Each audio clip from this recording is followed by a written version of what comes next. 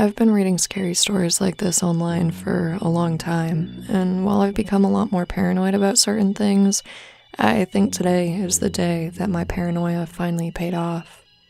I live in a basement apartment of an older building, probably about 100 years old, I figure.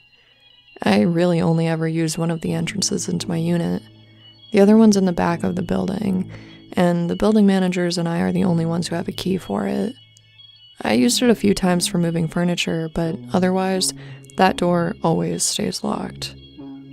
It's been really snowy where I live lately, lots of ice and shit around. When I left for work a couple days ago through my usual side entrance, I noticed that there was a shoveled path to the back of the building.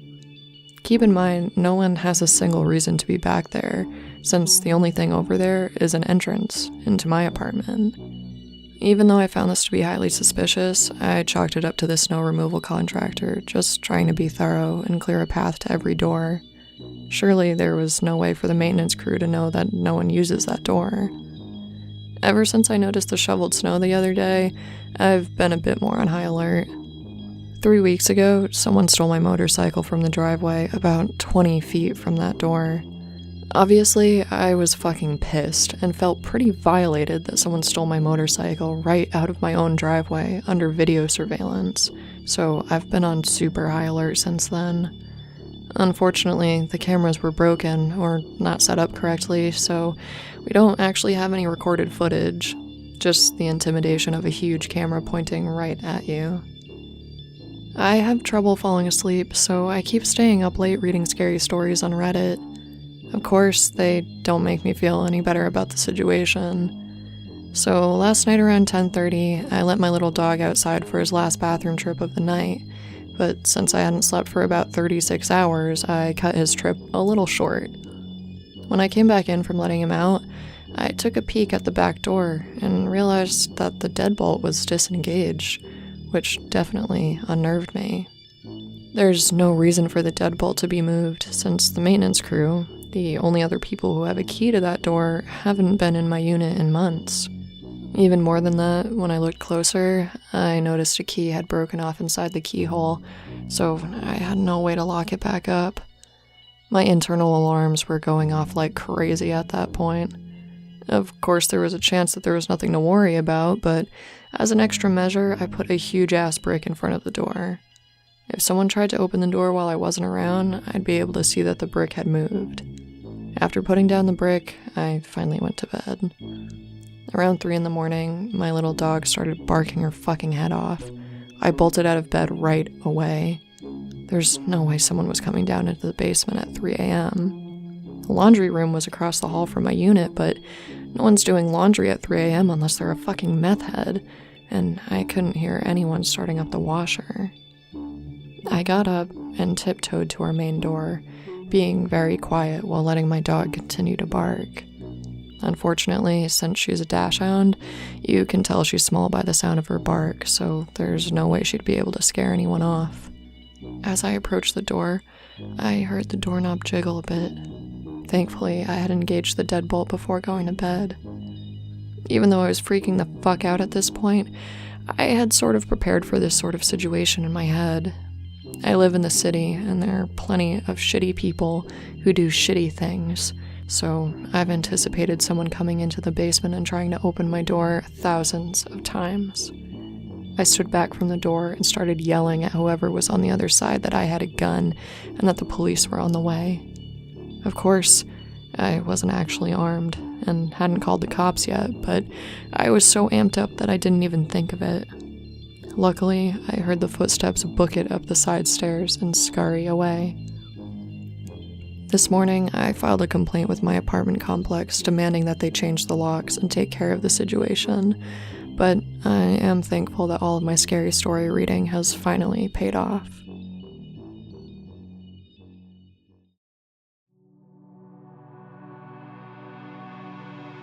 When I was 22, I moved 1,000 miles away from my Midwest home to the beautiful foothills of Tennessee.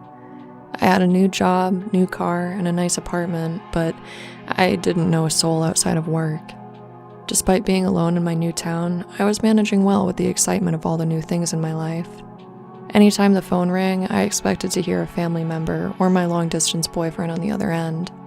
This was before cell phones, so the only way to reach me was on a landline. I had only been living there for about 2 weeks when the unwanted phone calls started. The first call was a man's friendly voice asking me what I was doing. I couldn't place the voice. I thought maybe it was one of my cousins or uncles. I have a huge extended family, so it wouldn't be too out of the ordinary for me to not immediately recognize someone over the phone. I asked for his name, and he laughed a little bit.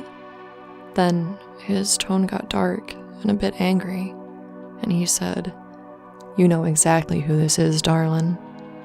I paused, trying to decide if this guy simply called the wrong number or was just a total creep. I chose the former, laughed, and politely told him he had called the wrong number. He then recited my brand new, unlisted phone number and my full name. An intense chill ran through my body. I had only given my new number out to my family, boyfriend, apartment manager, and employer at the time. I was new to the city, so there was no one else who would need to contact me. He did not like hearing me tell him that he had the wrong number, and immediately started yelling. Then he calmed down his tone and began to tell me all the vulgar things he wanted to do to me. I hung up and tried to brush it off, feeling overall creeped out.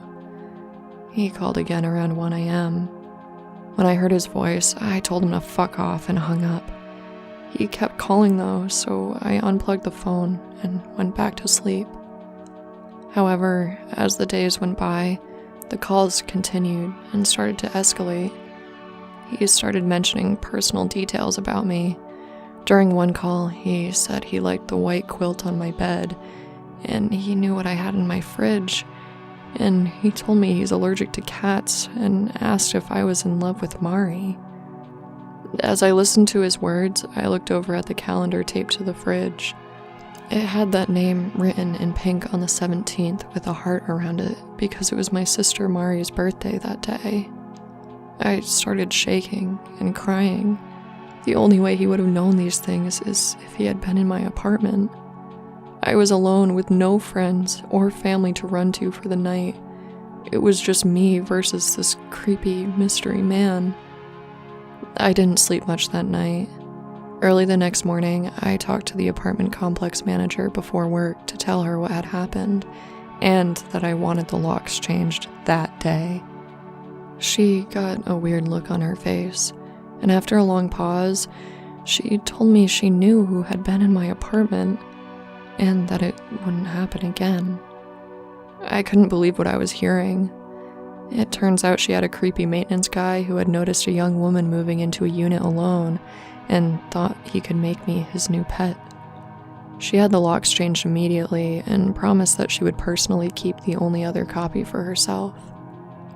Even though the calls stopped after this, I was paranoid for a whole year as I came and went from my apartment. I had no idea what this guy looked like. I moved out the moment my lease was up. It wasn't until I thought back on this years later that I realized the building manager's weird facial expression probably meant that this had happened before. Plus, she didn't even fire him after I told her what had happened to me. I regret not calling the cops. Even though I was young and naive, the building manager clearly didn't care about my well-being.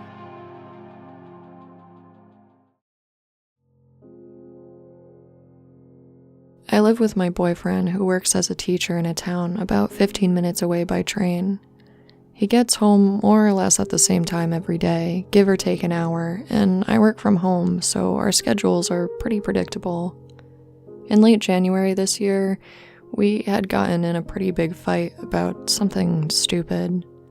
Honestly, I can't even remember what it was about now, but it was one of those fights where we stopped speaking to each other the rest of the day. The next afternoon, I was lying in bed getting some work done. It was a Tuesday, and I was pretty sure his last class finished at 1 p.m., so I was expecting him home around 2:30. But then, right around 1, I heard the front door open and shut. I didn't think much of it, figuring he must have just come home an hour early, since it wasn't uncommon for him to skip his last class every once in a while. I was mostly just trying to mentally prepare for the awkward post-fight conversation. I stayed in bed and continued working, waiting for him to come in and change his clothes before I started speaking to him. The bedroom door was closed, and I had one earphone in like I usually do when I'm working, but I could hear the heavy footsteps of my boyfriend walking around the apartment before coming into the room like he usually does. If we hadn't been mid-fight, and I wasn't so preoccupied with how awkward the situation was going to be, I might have noticed how strange and slow the footsteps were, or how long he was spending around the living room before coming in.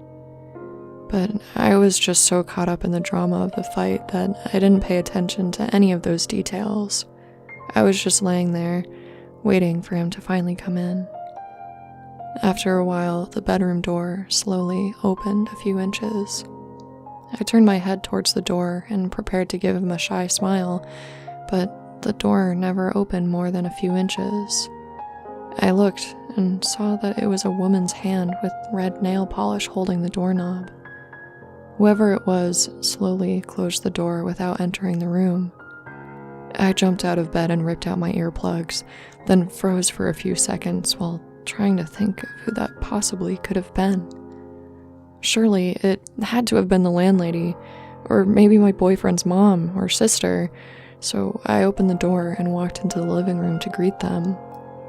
There wasn't anyone there, but the room smelled heavily of woman's perfume. Finally, I came to my senses and realized my boyfriend's mom and sister didn't have keys and had never come over before. On top of that, the landlady had never entered without permission. This had to have been a stranger.